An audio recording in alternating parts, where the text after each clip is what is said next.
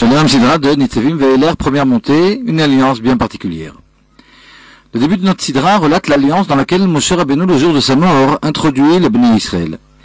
La Torah parle de passer dans l'alliance. C'est pourquoi Rashi explique, voici comment se contractait d'antan une alliance.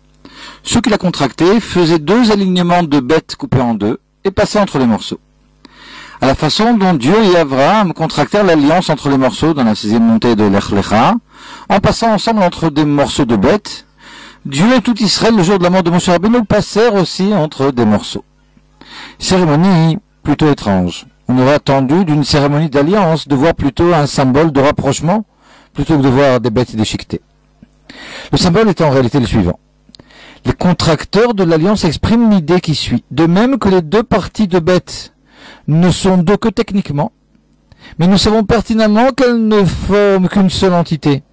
Nous 2 qui passons dans l'alliance, qui sommes encore plus proches l'un de l'autre que ces 2 parties de bêtes, sommes a priori profondément unis et ne sommes 2 entités qu'en apparence. Ainsi, avant Rosh Hashanah, nous lisons la Sidra de Nitzavim, dans laquelle nous rappelons que tout Israël passèrent entre les morceaux avec Dieu, exprimant ainsi que Dieu et Israël ne sont profondément qu'un. Ainsi, faisons-nous ressortir notre profond aspect divin, l'âme juive, parcelle de divinité, afin de retrouver la motivation de revenir à Dieu, à notre source. Ainsi, bénéficierons-nous, Bezrat Hashem, d'une Ktiva Vechatima Tova de Shana Tova Mtuka, d'être écrit et scellé pour une excellente année. Shalom, Sidra de Nitzavim Ve'eler, 2e montée, la Tchouva, une force rétroactive. La 2e montée de notre Sidra jumelée traite de la Tchouva du Juif, de son retour vers Dieu en général, et en particulier de la Tchouva du peuple à la fin des temps. C'est en ces termes que commence ce passage. Alors là, je vais lire le passage en sautant comme ça, et quelques mots. Lorsque tout ceci t'adviendra, la bénédiction et la malédiction que je t'ai présentée, si tu reviens au Seigneur ton Dieu, et si tu écoutes sa voix, alors le Seigneur ton Dieu reviendra avec tes captifs, il aura pitié de toi et te rassemblera à nouveau d'entre les peuples. Quant à la tchouva, le Talmud nous dévoile au traité Yoma qu'une tchouva faite par amour transforme les fautes en mérite. La faute est effacée et même transformée rétroactivement. Le processus de tchouva est surprenant. Le monde est fait en effet de relations de cause à effet, dans lesquelles les causes précèdent aux effets. Comment la tchouva peut-elle avoir un impact rétroactif sur la faute au point de la transformer alors que la faute précéda chronologiquement à la tchouva? La réponse est la suivante. Le principe selon lequel les causes précèdent aux effets n'est vrai que lorsque l'on veut créer une chose nouvelle. Or ici, en l'occurrence, il ne s'agit pas de créer rétroactivement quelque chose de nouveau, mais de dévoiler un statut qui existait, mais qui était latent. Même au moment de la faute, le juif était foncièrement bon de par sa profonde nature divine. Or, cette nature était endormie et cachée. On comprend donc que la tchouva ne crée rien de nouveau, elle ne fait que dévoiler une nature existante, le réel moi du juif, qui ne voulait aucunement fauter et se séparer de la divinité. La tchouva est par conséquent un retour à Dieu, passant par un véritable retour à soi. Shalom Sidra de Nitzavim Ve'eler, 3e montée, c'est tellement simple. La 3e montée de notre Sidra jumelée Nitzavim Ve'eler se termine par les mots « Cette chose-là, soit l'application des mitzvot de la Torah, est très proche de toi, dans ta bouche et dans ton cœur, pour l'accomplir. » En ces quelques mots, Moshe Rabbeinu rassure les enfants d'Israël, leur disant à quel point l'amour de Dieu et la pratique des mitzvot est donné à tous et très abordable. Propos étonnant. Comment affirmer si facilement que la Torah est proche et simple à accomplir? La nature de l'homme s'oppose tellement aux mitzvot et s'attache si naturellement au monde matériel. Comment peut-on transformer si facilement l'amour des délices de ce monde en un amour divin? L'Admor Zaken explique dans le Tanya au début du 17e chapitre que la facilité d'accomplir le mitzvot et leur proximité à nous provient de l'amour caché enfoui dans le cœur de chaque juif. Il ne faut rien inventer, uniquement dévoiler et réveiller cet amour. Ceci demande certes certains efforts, mais ces efforts sont à la portée de tous. La Chassidoute nous fait part de 2 voies. L'une est courte et longue, et l'autre est longue et courte. Un service divin basé sur la simple émouna, la foi, est une voie courte. Tout juif possède la foi en Dieu. Or, cette voie est courte, mais longue, car transformer cette foi en un mode de vie est une longue histoire. Moshe Rabbeinu ici nous parle de la 2e voie, celle qui est longue et courte. En méditant sur la grandeur divine, sujet développé en longueur par la Chassidoute, le juif réveille en lui amour et crainte divine qui donne à ses mitzvot une toute autre vitalité. Il s'apercevra alors à quel point l'application des mitzvot est proche et simple, comme l'affirma Moshe Rabbeinu. Shalom Nitzavim Baïler, quatrième montée, la fin du règne de Moshe Rabbeinu. Dans la quatrième montée de notre sidra jumelée, au début de la section Vayeler, Moshe Rabbeinu s'adresse au Bnei Israël en ces termes. Je suis aujourd'hui âgé de 120 ans, je ne pourrai plus aller et venir, et Dieu m'a dit, tu ne traverseras pas le Jourdain. Nos sages, dans le Talmud au traité Sota, expliquent que l'impossibilité pour Moshe d'aller et de venir ne sous-entend aucunement une faiblesse physique. On sait en effet que la vue de Moshe jusqu'à ces derniers instants n'avait pas faibli et que sa vigueur ne l'avait pas fui. Je ne pourrai plus aller et venir signifie ici aller et venir dans la Torah, nous disent nos sages. On apprend de là, nous confie-t-il, que les portes de la Torah se fermèrent alors devant Moshe. Or, Rashi ne choisit pas dans son commentaire la version classique du Talmud, les portes de la Torah se fermèrent devant lui. Mais les Massorot, que l'on pourrait traduire par transmission, et les Maïner Chochma, les sources de la sagesse, se fermèrent devant Moshe. Pourquoi ce changement? En quelques mots, Rashi répond ici à une question de base. Comment dire que les portes de la Torah se fermèrent devant Moshe, alors qu'après ces paroles, je ne pourrais plus aller et venir?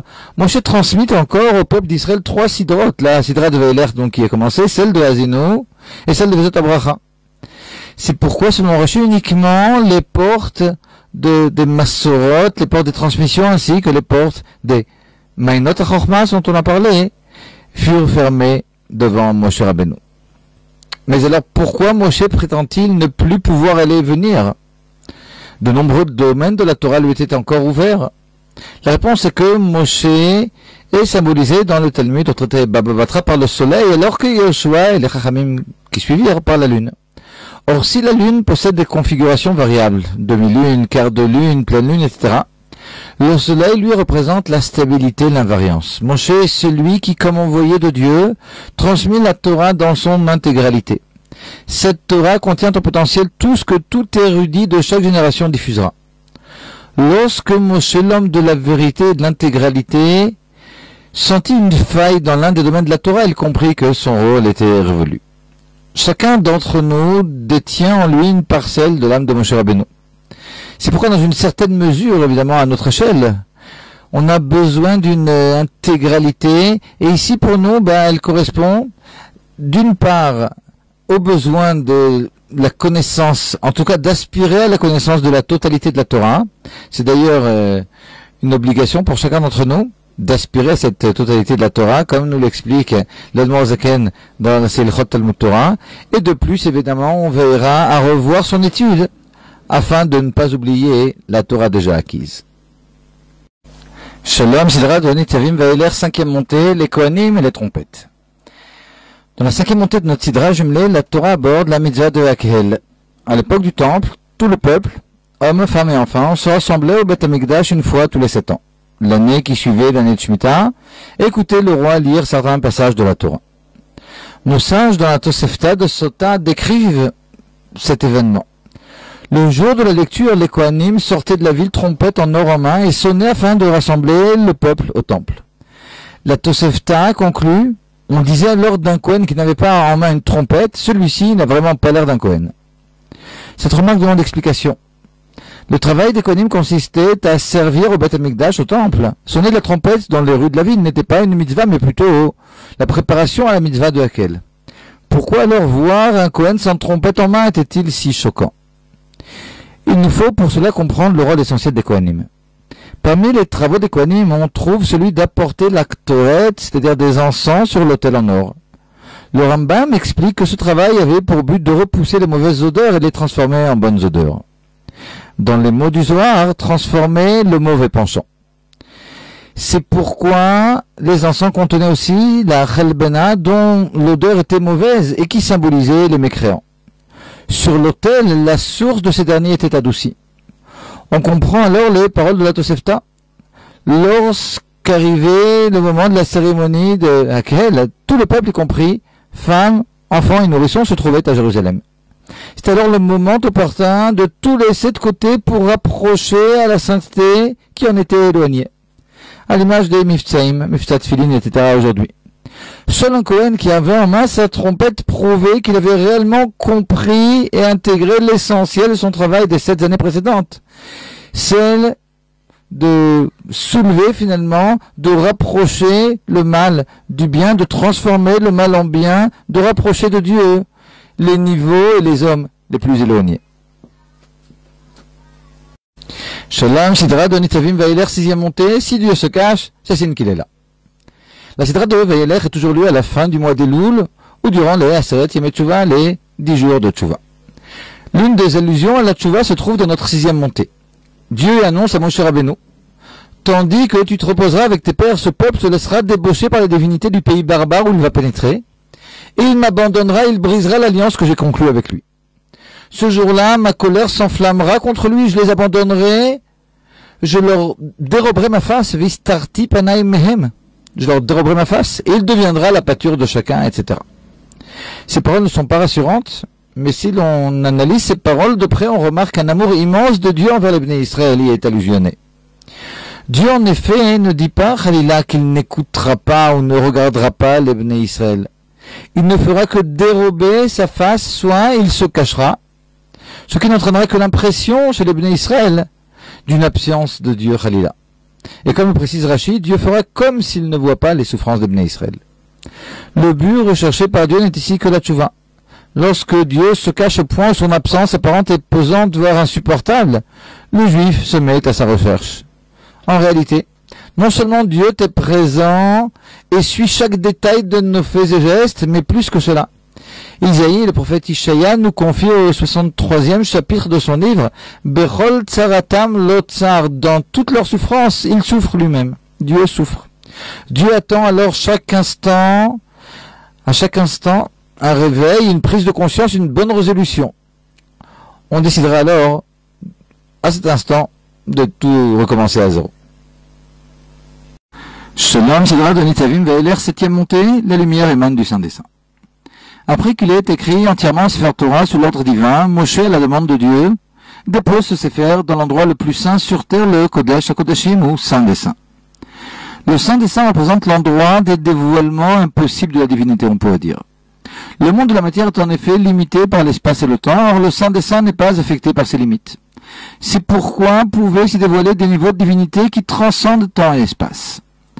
Nos sages nous confient en effet l'arche sainte dans laquelle se trouvaient les tables de la loi et auprès de laquelle ou dans laquelle, selon les avis, se trouvait le Sefer Torah écrit par Moshe Rabbeinu, prenait de la place, donc l'arche sainte prenait de la place et n'en prenait pas en même temps. En d'autres termes, si l'on mesurait l'arche, elle faisait, comme c'est écrit dans la paracha de Trouma, 2 amot et demi de long et 1 amot et demi de large. Le Saint des Saints au Beth Amikdash faisait 20 amot, soit 10 mètres de côté. 20 amot sur 20 amot. Dans le Mishkan, 10 amot sur 10 amot. Dans le Beth Amikdash, 20 amot sur 20 amot. Or, si l'on mesurait à droite et à gauche de l'arche sainte, on comptait, donc, dans le Mishkan, 5 amot de chaque côté, dans le Beth Amikdash, 10 amot de chaque côté. Donc l'arche sainte elle-même ne prenait pas de place, même si elle avait des dimensions bien fixes.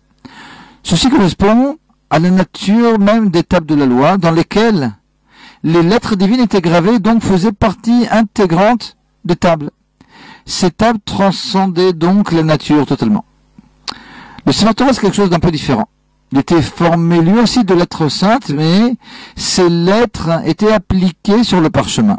Ce niveau représente déjà un niveau de divinité, un niveau de sainteté adapté au monde matériel. Le Sefer Torah dans le Saint des Saints avait donc pour but de faire le lien entre la divinité surnaturelle, celle des tables de la loi, et le monde matériel à l'extérieur du Saint des Saints. C'est par l'intermédiaire de ce Sefer Torah que les lumières divines qui se trouvaient, qui se dévoilaient dans le Saint des Saints, sortaient pour illuminer le monde entier.